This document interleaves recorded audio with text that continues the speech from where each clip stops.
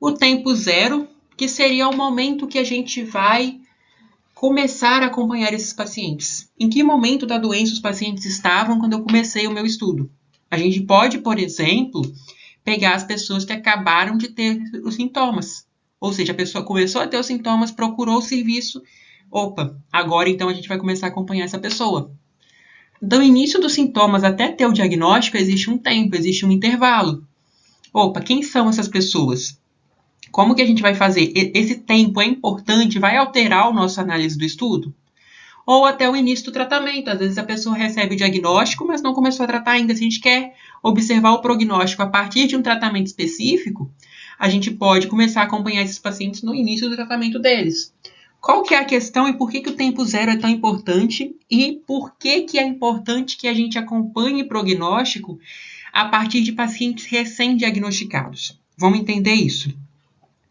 Se o meu paciente tem 10 anos que ele tem a doença, e eu estiver falando de uma doença que ela mata muito nos primeiros anos, isso significa que ele é um paciente com características diferentes que fez ele conseguir sobreviver por 10 anos. Ao mesmo tempo, se a gente tiver um paciente que tem 10 anos que tem a doença, e essa doença ela for uma doença, na maioria das pessoas, autolimitada, que termina aí com, sei lá, 1 ano de doença, o paciente melhora, e esse meu paciente está há 10 anos com a doença.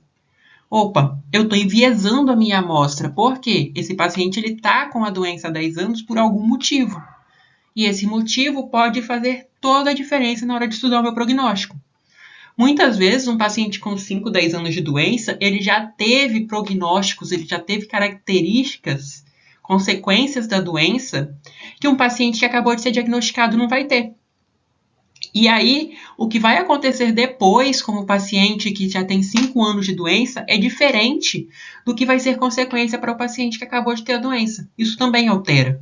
O paciente que está no estágio avançado da doença pode ter um prognóstico pior do que aquele que está no estágio inicial.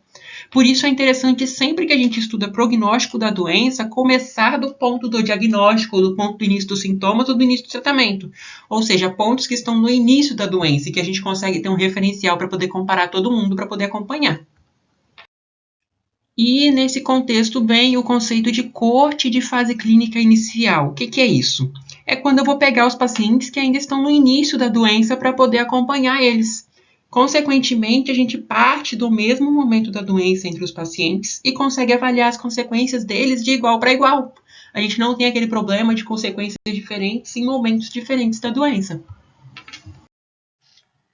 Agora, sobre migração do estágio, é quando a definição de início da doença muda. Então, aqueles pacientes que eu recrutei como em estágio inicial da doença, eles não são iguais mais entre si. Nem todos eles, numa classificação nova, numa nova forma de ver a doença, estão no estágio inicial. Vamos para esse exemplo do melanoma que eu coloquei aqui. Vamos supor que meu estudo ele queria recrutar apenas pacientes T1A, ou seja, com o tumor in situ no estágio mais inicial possível de ser classificado. Ou seja, aquele tumor, a princípio, né, que a gente lá em 2007, na 7ª edição, 2008, se eu não estou enganado. Todos os tumores menores do que 1 milímetro e sem ulceração eram considerados um A. A diretriz de 2000 enfim, a 8ª edição, ela mudou isso. A partir de então, 1A eram só os menores de 8 milímetros sem ulceração. Ou seja, aqueles com entre 8 e 1 milímetro sem ulceração, que antes eram considerados T1A, agora são considerados T1B. Então, esses pacientes, a gente entendeu com o passar do tempo que eles não estavam em um estágio tão inicial assim, por já terem um tamanho um pouco maior de melanoma, apesar de não estar ulcerado ainda, e que era interessante dar uma atenção a mais para eles. Que era interessante entender que esses pacientes estariam em um estágio mais avançado da doença. Então, aí entraria o conceito de migração do estágio, ou seja, o início dos sintomas não é mais o mesmo início que tinha antes. Agora existem pacientes mais graves e menos graves dentro desse conceito de início dos sintomas. Já a discussão sobre tempo de segmento é bem simples. Depende de qual doença a gente está avaliando. Se a gente estiver avaliando, por exemplo, uma ferida cirúrgica, a tendência é que ela melhore em pouquíssimo tempo, no máximo meses. Já, se estamos avaliando um paciente com demência, a tendência é que o prognóstico dessa doença dure por anos, até mesmo décadas. Então, a avaliação, o tempo que eu vou acompanhar o meu paciente doente para avaliar o prognóstico dele, vai depender de qual tipo de doença eu estou avaliando, para entender quanto tempo essa doença dura e como que ela funciona para a gente poder fazer essa avaliação.